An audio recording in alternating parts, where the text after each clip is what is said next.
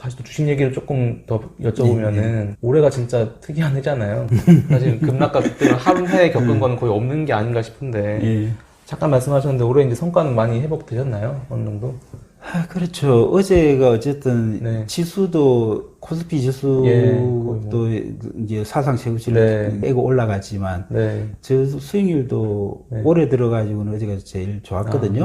그냥 아직 시장은 뭐 한 6.9%인가 5%인가 지고 있던데 그것도 뭐 엄청 대단했죠. 올 3월 달에 마이너스 거의 30% 되나? 근데 지갑을 가지고 다니는데 기억이 안 나네. 그렇게 깨졌다가 지금까지 이래 됐으면은 뭐 이럴 때가 없었을 거예요. 그렇죠. 주식하면서도. 뭐 2008년 같은 경우 최악은 그냥 계속 내려가기만 했으니까. 그렇죠. 그때. 이거는 뭐 아니 그야말로 지옥 갔다가 천당 뭐 이런 상태죠. 정말 특이합니다. 성과도 회복되셨고 은퇴도 하셨는데 또 거기에 맞게끔 계획에 맞게끔 성과도 회복되시고 하셔서 다행입니다. 지금 10개 가까이 펀드를 운영하고 계시더라고요. 그러니까 저희 공개하신 거 외에도 이제 자유인 되시고 나서는 3개를 늘리셨다고도 자녀분들 것도 해서 매칭 펀드 하셨던데 그 10개나 되는 펀드를 이제 각각에다 계좌가 나눠진 거잖아요. 그렇죠. 관리하시기가 어떻게 힘들진 않으신가요? 힘들죠. 근데 이제 그러다 보니까 제 명의로 숙향 명의로 된 계좌에 펀드 1호, 펀드 B, 그다음 BB, CMA 요래 4개가 여기다가 우리 그러니까 생활비가 있구나. 우리 아들 명의 20만 원씩 생활비 넣어주는 거 그것도 여기 들어가 있죠. 그게 그 정도는 늘 켜져 있고 다른 계좌는 이제 주문 낼 때 이제 다시 열고 들어가야 되니까 좀 귀찮죠. 그래서 제가 그 지난달 그러니까 그 전에 여행 갈 때 한 일주일씩 가면 가끔 늘 하진 않았고 예약 주문을 낼 때가 있었어요. 매수 말고 매도만. 거의 100% 주식이다 보니까 뭐 현금 주문은 안 되니까. 그래서 이제 그랬는데 한 2달 전부터 제가 그 예약 주문을 내봤어요. 그렇게 편하더라고요. 그러니까 그 계좌를 굳이 들어갈 필요가 없는 거죠. 그냥 내놓으면 알아서 이제 나가니까. 그래서 이제 한 달에 한 번씩만 하면 되니까.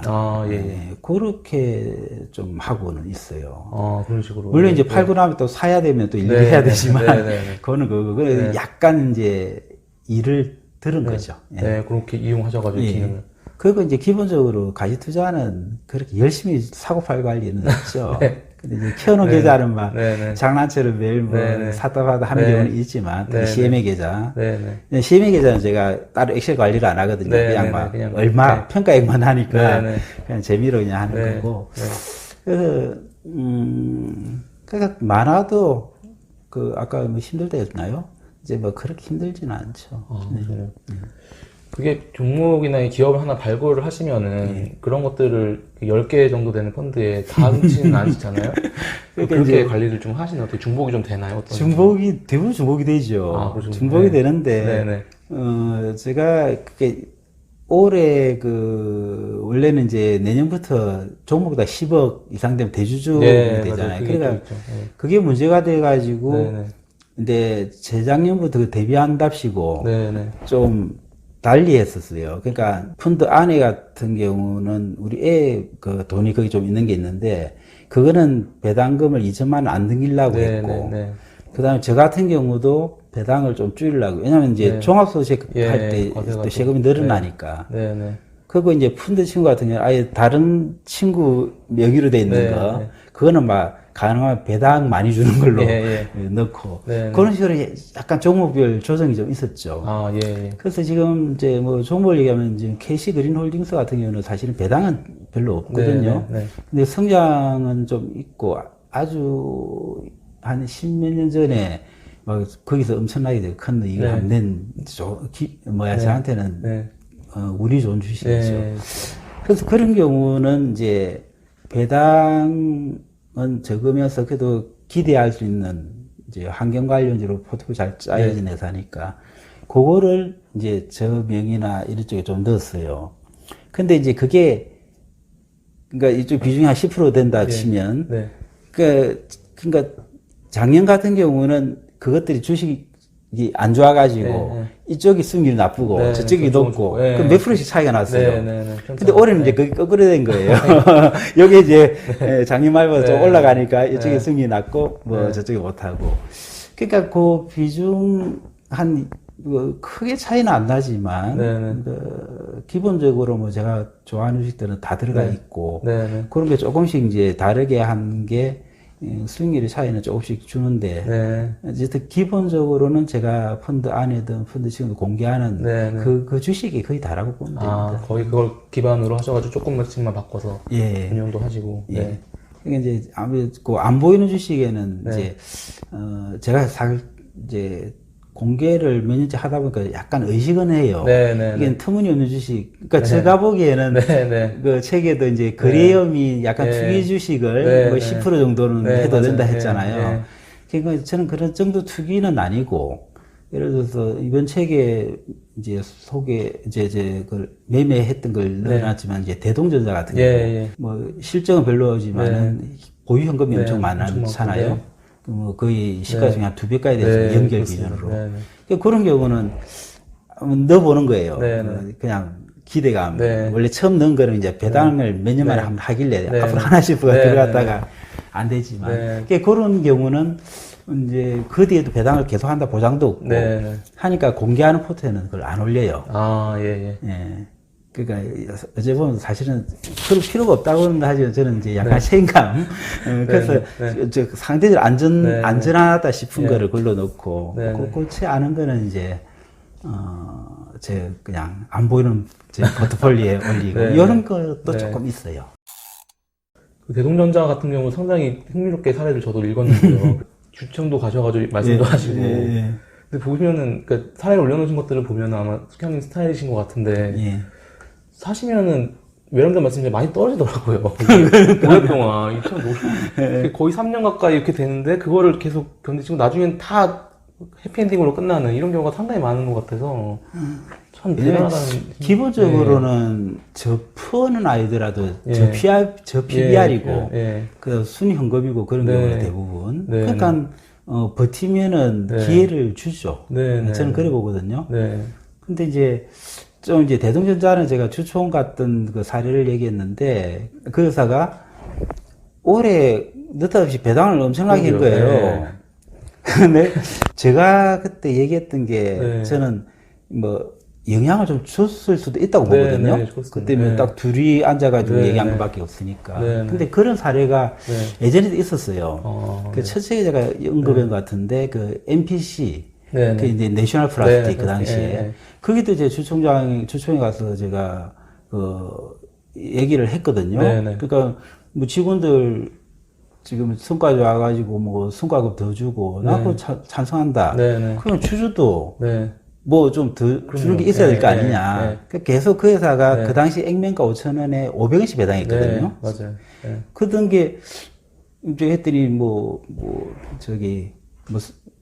우리는 삼성전자하고 비교하고 뭐 삼성전자 배당 그런 게 생각 안 해서 삼성전자 샀지 이걸 샀겠느냐.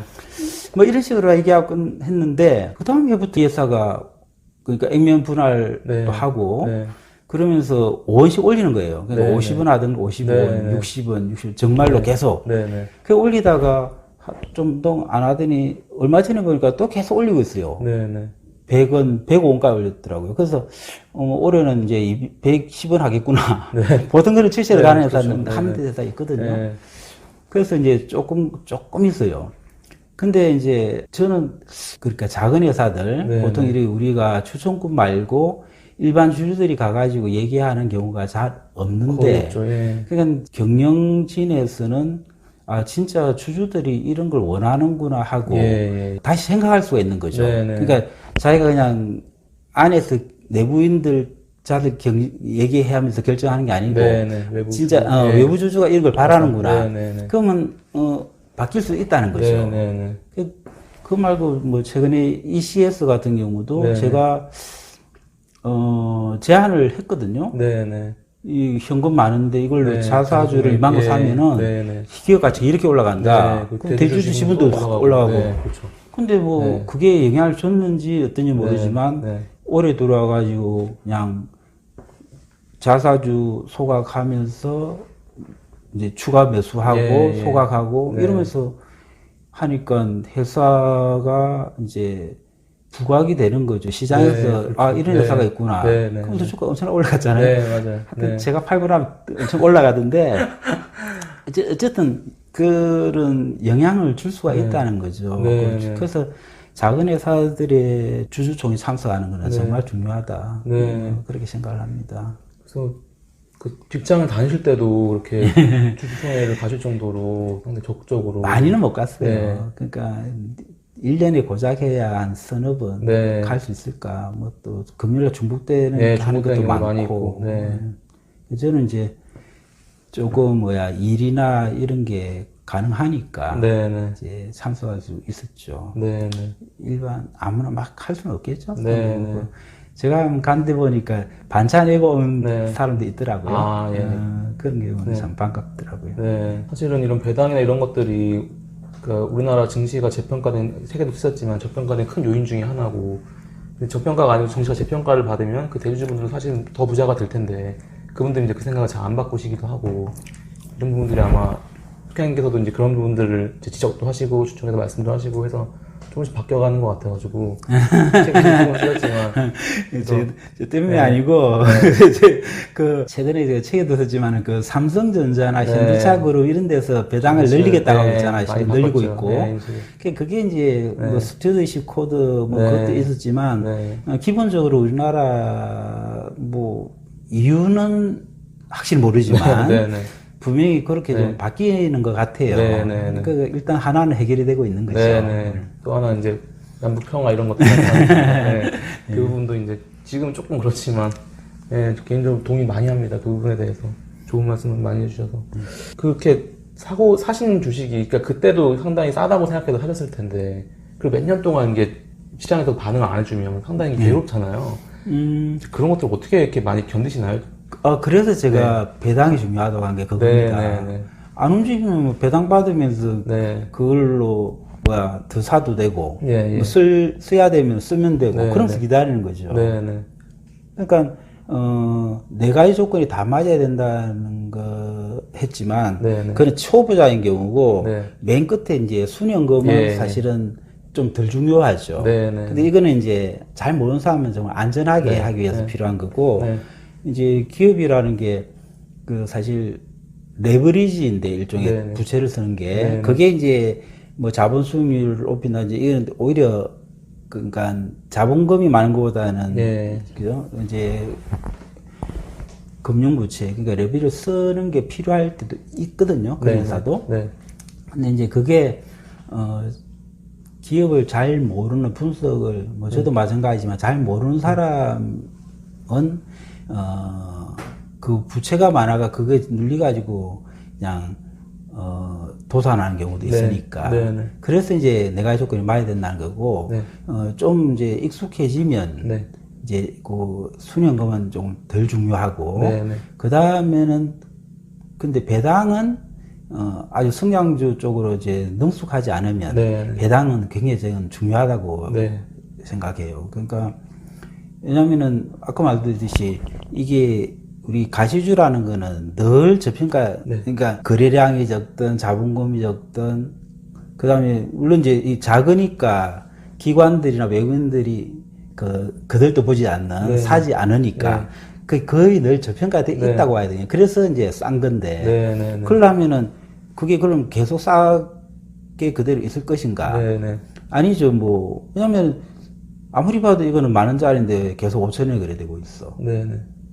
근데 사는데 언제 그 가치를 알아볼지 모르잖아요. 네, 시장에서. 네, 네. 그러면 배당이 예를 들어서 이제 한 5% 배당 수익률이 네, 네.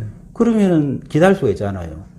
배당 받으면서 왜냐면 지금 은행 금리가 옛날에 뭐 2% 지금 1%까지 떨어졌는데 그보다 훨씬 많은 배당금을 받으면서 나는 이제 그 은행에 저축했다고 생각하는 거지. 네, 네. 그 돈을. 네. 그러니까 1억을 저축을 했는데 그냥 1억이 아니야.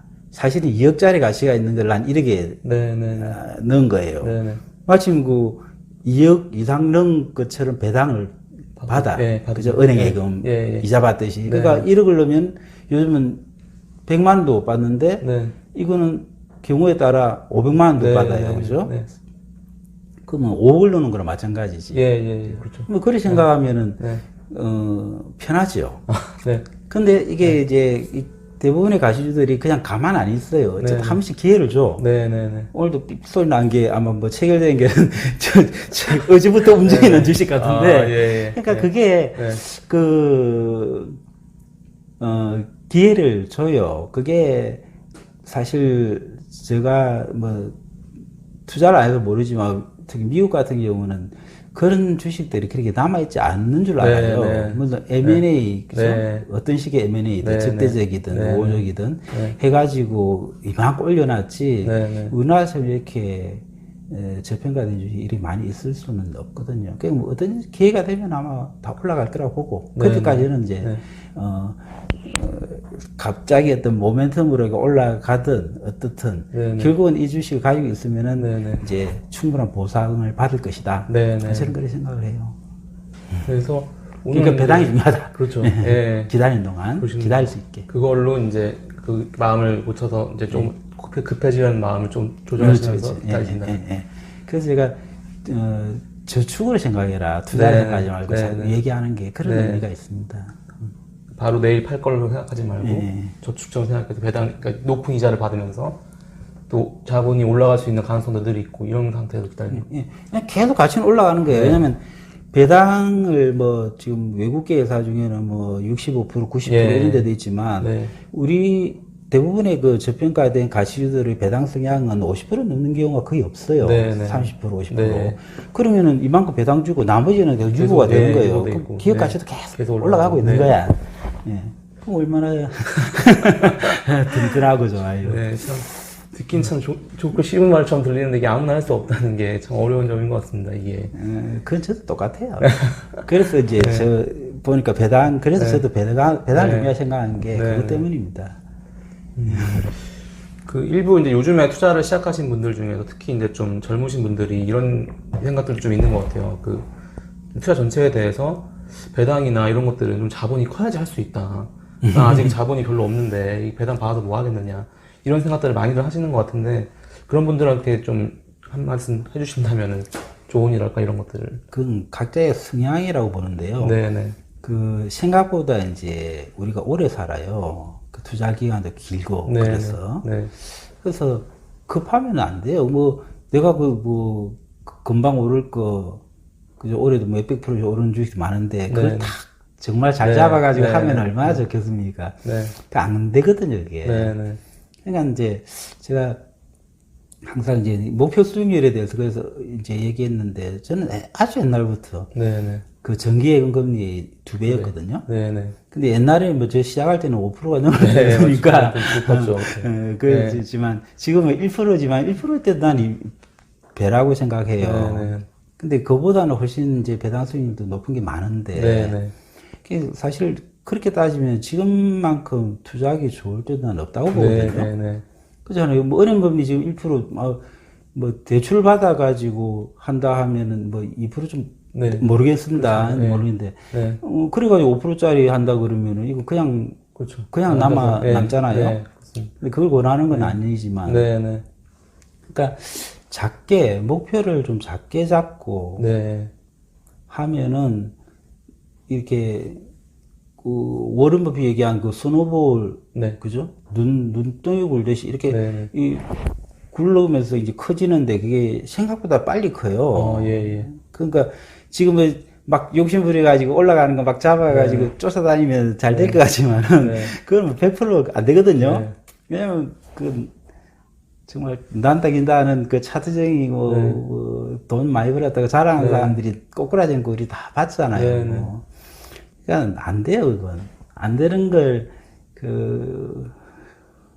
쫓아가니까 힘들죠. 그러니까 생각을 기본을 지금 제일 안전한 자산에 투자했을 때 수익률이 얼마냐. 그거는 그 은행 정기예금 금리.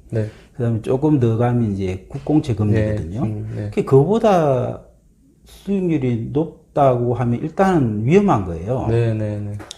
그렇게 생각하고 해야지 뭐 뭐 워렌 버핏이 15% 했다니까 나도 15% 이러는데 네. 그렇게 목표를 높게 가지면은 네.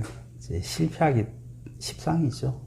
그럴 수밖에 없고. 네. 근데 말씀드렸듯이 그렇게 했는데 의외로 수익률이 전 괜찮잖아요. 네, 근데 제가 네. 쭉 네. 뭐 아이 투자에는 10년 넘게 네. 공개했고 네. 펀드 친구는 7년째 하고 있는데 네. 보면은 종목들이 특별한 게 하나도 없다고요. 네. 운이 좋아가 이제 빨리 수익 실현한 경우는 있지만 네. 지금 뭐 처음 시작부터 지금까지 가지고 있는 뭐 신용이고 이런 것도 있으니까 네. 그런 실패한 종목도 하나 있었고 네. 그렇지만은 괜찮잖아요, 수익률이. 네. 그러니까 급해서 될 일은 아니고 그다음에 아까 말씀드린 성향이 있는데 네. 그 성향이 좀 돼야 될 것 같아요. 네. 이렇게 하면은 내가 꾸준하게 원금을 잃지 않고 꾸준하게 불릴 수 있을 것이다. 그리고 계속 불리다 보면은 그 자금이 계속 불어날 것이다. 하여튼 그런 믿음이 있어야죠. 그거는 굉장히 그래서 이제 그레임이 현명한 투자자라고 했는데 그렇게 그레임은 자기가 현명한 투자자가 아니고 건전한 투자자라고 그랬거든요. 그래서 건전한 투자를 해야 돼요. 그런 제가 생각해요. 상식적인 투자죠. 상식에 맞아야 돼요. 지금 뭐 날아가는 바이오 저게 상식 안 저는 10분의 가격이라도 안 살 거거든요. 그거는 그 사람들이 할 일이고 그냥 상식적으로 봤을 때 내가 아는 범위 했을 때 이게 이거는 뭐 그래